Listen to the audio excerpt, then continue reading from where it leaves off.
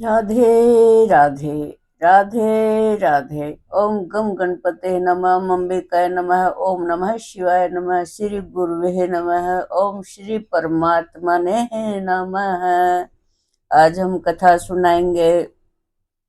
शिव शर्मा और विष्णु पार्षदों का संवाद था, विभिन्न लोकों का वर्णन। शिव शर्मा ने कहा, ये विष्णु पार्षदों, आप दोनों पुण्यात्मा हैं। आप दोनों के नेत्र कमल दल के समान परम सुंदर हैं। मैं आपके नाम को नहीं जानता, परंतु आकृति से कुछ कुछ समझता हूँ।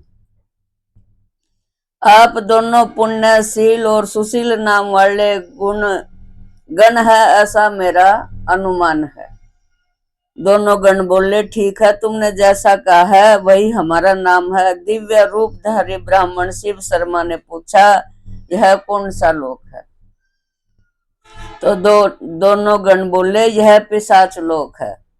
इसमें मांस भक्षी जीव निवास करते हैं, जो दान देकर पछताते हैं। समझ में आ रहा ना? जो दान देकर पछताते हैं कि हमने ये दान क्यों दिया। नहीं नहीं करते हुए देते हैं।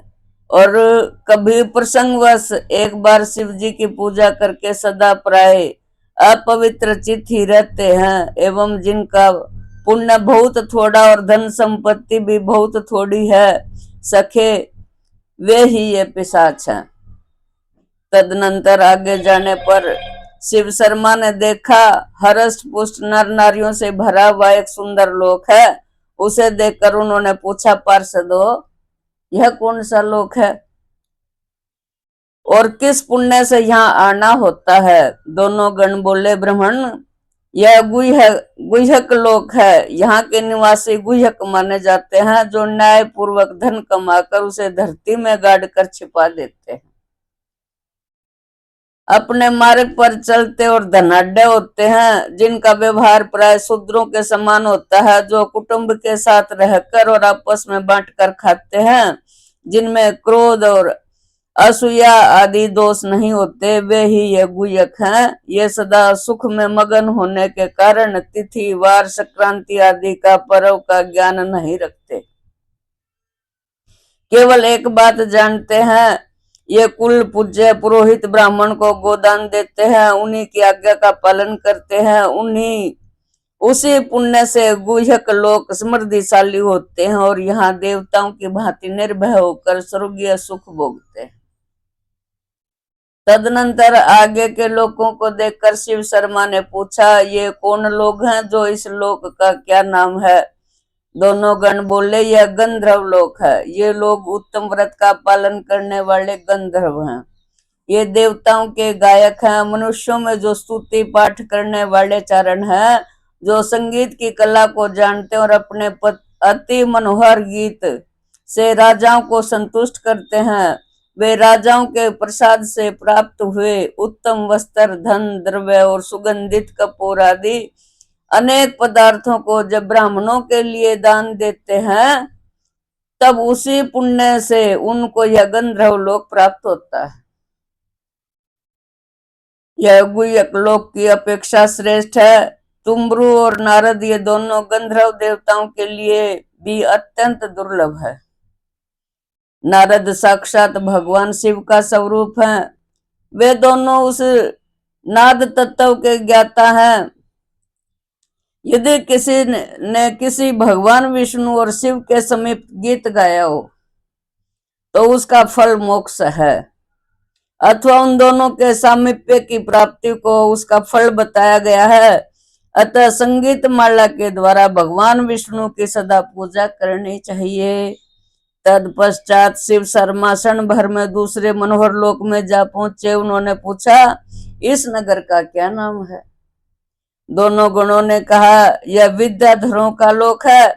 अनेक प्रकार की विद्याओं में विशारद ये विद्याधर लोग विद्यार्थियों को अन्न और औषधि दान करते रहे हैं। विद्या के गर्व से रहित हो इन्होंने छात्रों को नाना प्रकार की कलाएं सिखलाई हैं। शिष्य को पुत्र के समान देखा और तथा भोजन और वस्त्र आदि से उनका सत्कार किया है। ये धर्म पूर्वक अपने सुंदरी कन्याओं को वस्त्र और आभूषणों से विभूषित करके उनका विवाह करते रहे हैं और प्रतिदिन फल की इच्छा से इन्होंने इष्ट देवों की पूजा की है। उन्हीं पुण्यों से ये विद्याधर लोग यहाँ निवास करते हैं। शिव शर्मा और विष्णु पार्षद में इस प्रकार बातचीत हो रही थी कि धर्मराज वहां आ पहुंचे और इस प्रकार बोले, शिव श्रमण, तुम्हें साधुवाद है, तुमने वह कार्य किया जो ब्राह्मण कुल के लिए सर्वथा उचित है। पहले वेदों का अभ्यास किया, गुरुजनों को अपनी सेवा से संतुष्ट किया, धर्म शास्त्र और पुराणों में प्रतिपादित धर्म को जाना और उसका आदर किया तथा इस क्षणभंगुर शरीर को मोक्षदायिनी सात पुरियों के जल से नहलाया। इसीलिए बुद्धिमान पुरुष विद्वता का आदर करते हैं, क्योंकि विद्वान लोग दिन का एक क्षण भी व्यर्थ नहीं बीतने देते।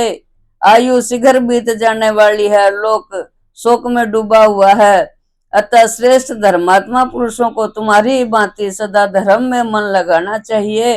देखो, यह सत्कर्मों का ही फल है कि तुम्हारे और मेरे लिए भी वंदनीय ये भगवान के पार्षद आज तुम्हारे सखा हो गए हैं।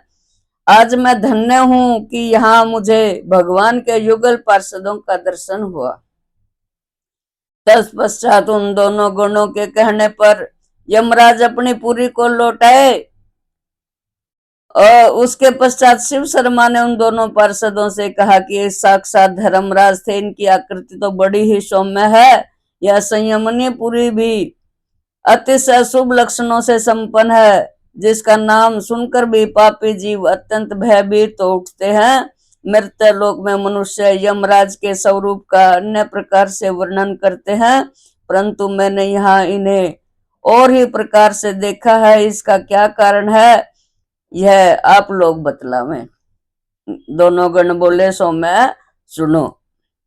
तुम जैसे पुण्यात्मा पुरुषों को ही ये अत्यंत सौम्य दिखाई देते हैं, क्योंकि धर्मराज स्वभाव से ही धर्म मूर्ति हैं। यही पापियों के लिए विकराल स्वरूप धारण कर लेते हैं। इनकी पीली पीली आंखें क्रोध से लाल हो उठती हैं, बड़ी बड़ी दाढ़ों से इनका मुख विकराल हो उठता है तथा बिजली की सी लपलपाती हुई जिह्वा से ये और भी भयंकर दिखाई देते हैं। इनके केस ऊपर की ओर उठे हुए होते हैं, शरीर का रंग अत्यंत काला हो जाता है और उनकी आवाज प्रलयकालीन मेघों के गंभीर गर्जना के समान होती है। हाथ में काल दंड उठाए टेढ़ी बाहों से कुटिल मुख किए यमराज अपने दूतों को आज्ञा देते हैं, इस पाप आत्मा को यहाँ लाओ, नीचे गिरा दो, अच्छी तरह बांध दो और कठोर दंड दो। इस दुराचारी के मस्तक पर लोहे के मुदगरों से जोर जोर से मारो, दोनों पैर पकड़कर इसे पत्थर की चट्टानों पर दे मारो। अपने पैरों से इसका गला दबाकर इनकी दोनों आंखें निकाल लो। प्राय स्त्री की ओर फैलने वाले इस पाप आत्मा के हाथ काट डालो। प्राय स्त्री के स्पर्श में नख अक्षत करने वाले इस दुरात्मा के शरीर में सब ओर से रोम रोम में सुई चुभो दो। पर स्त्री का मुख चूमने और सूंघने वाले इस दुष्ट के मुंह में थूक दो। दूसरों की निंदा करने वाले इस पापी के मुंह में तीखी कील ठोक दो। इस कुलंकिनी कुलटा को तपाए हुए लोहे से बने उपपति के शरीर से सटा दो। जो अजितेंद्रिय पुरुष अपने ही ग्रहण किए हुए नियमों का त्याग करता है, उस दुष्ट आत्मा को भ्रमर दंश नामक नरक में बार बार गिराओ। इत्यादि बातें कहते हुए यमराज का शब्द दुराचारी पुरुषों को दूर से ही सुनाई देता है। पाप आत्माओं को यमराज अत्यंत भयंकर दिखाई देते हैं।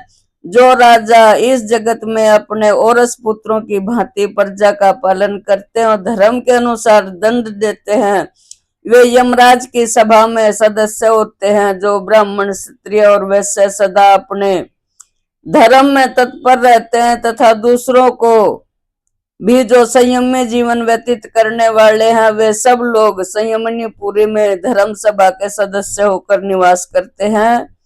उसी नर, सुधनवा, वृषप्रभा, जयद्रथ, रजि सहस्त्रजित कुक्षी दृढ़ धनुआ रिपुंजय युवनासु दंत वकर शत्रुओं का भी मंगल कर चाहने वाले नाभाग करंधम धर्मसेन परमर्द तथा प्रांतक थे ये और दूसरे भी बहुत से नितिज राजा जो धर्म और अधर्म का विचार करने में कुशल हैं, धर्मराज की सुधर्मा सभा में बैठते हैं।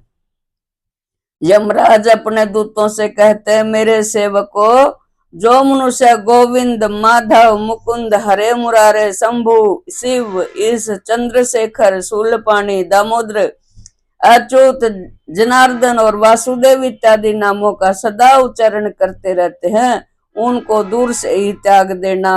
दूतों, जो लोग सदा गंगाधर अंधक रिपु हर नीलकंठ वैकुंठ कैटब रिपु कमठ पदम पाणी भूतेश खंड परशु मृंड चंडी के सादी नामों का जप करते हुए तुम्हारे लिए सर्वथा ताज्य हैं।